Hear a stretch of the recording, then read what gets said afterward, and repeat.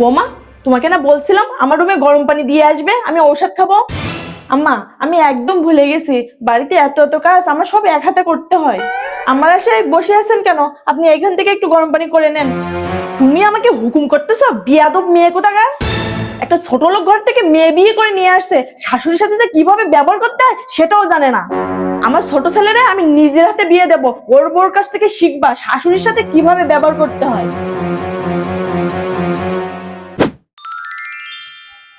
ছোট বউ, আম্মা তোমাকে সুন্দর করে রেডি হয়ে থাকতে বলছে, মামা শ্বশুর বাড়ি থেকে কিছু মানুষজন আসবে তোমাকে দেখতে। আচ্ছা ভাবি। ছোট বউ, তুমি এত শিক্ষিত ভালো ফ্যামিলির মেয়ে, তাহলে এই বাড়িতে তোমাকে কি দেখে বিয়ে দিছে? কেন ভাবি?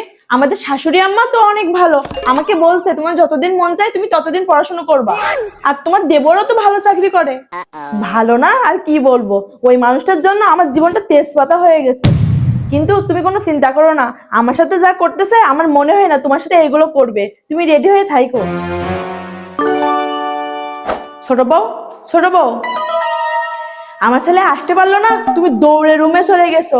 শিক্ষিত হয়েছো কিন্তু এখনো লজ্জা শরম হয়নি তোমার। আম্মা, বাদ দেন তো, এখনো নতুন, আস্তে আস্তে সবকিছু শিখে যাবে। এত জামাই পাগল হলে তো হবে না, বাড়িতে তো শ্বশুর শাশুড়ি আছে, তাদেরকেও তো দেখতে হবে নাকি। একদম রুমে যাবে না তুমি। এই বড় বউ, ওরা কাজ কাম সব শিখিয়ে দাও। ছোট বউ, তুমি এদিকে আসো, ওই মহিলা একদম গাল কাটা। বউরে ছেলের সাথে রুমে বসে গল্প করতে দেখলে ওই মহিলার গা জ্বালা করে, শয়তান মহিলা কোথাকার একটা। আসো। ছোট বউ, তুমি সকাল থেকে রুম থেকে বের হইলে না, তুমি রুমে বসে বসে কি করতেছো? আম্মা, আমার সামনের সপ্তাহে পরীক্ষা তো, এজন্য অনলাইনে ক্লাস করতেছি। বাড়ির কাজ কাম বাদে তুমি এখানে বসে বসে পড়াশোনা করতেছো? তাই এত যে পড়াশোনা করতেছো, চাকরি করে কি নিজের বাপ মায়ের খাওয়াবা নাকি? আজকে আমি বলে দিলাম, পড়াশোনা অনেক করছো, আর করা যাবে না। আচ্ছা, আপনার বউদের নিয়ে এত সমস্যা কেন বলেন তো? বউরা যেটাই করে এটাই তো আপনার সমস্যা।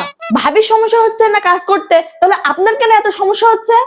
বিয়ের আগে তো নাটক করে বলছিলেন তোমার যতদিন ইচ্ছা তুমি ততদিন পড়াশোনা করবা, 1 বছর হইতে পারলো না, এর ভিতর আপনার সমস্যা শুরু হয়ে গেছে। আম্মা, আপনি এখান থেকে যান, আমার কি করা লাগবে কি না লাগবে সেটা আমি বুঝবো। এই বড় বউ, সে ছোট বউ কোথায়? সে নবাবজাদি তো দেখতেছে না। আম্মা, ভাইয়ের সাথে একটু বাইরে ঘুরতে গেছে। আমি বাড়িতে নাই সেই সুযোগে ঘুরতে বের হয়েছে, বাড়ির বউরে কি পরডে দেখাইতে গেছে নাকি? আজকে বাড়িতে আসুক, তারপরে দেখাচ্ছি।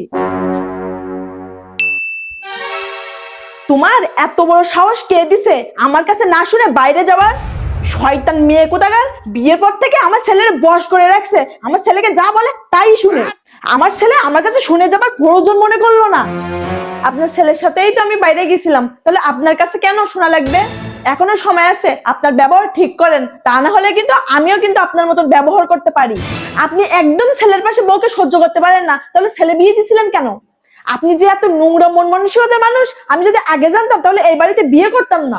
আর শুনেন, আমি আপনার সাথে এক সংসারে আর থাকবো না, আপনার ছেলেকে নিয়ে আলাদা হয়ে যাব। আপনার যদি কিছু করার থাকে তাহলে করে দেখান।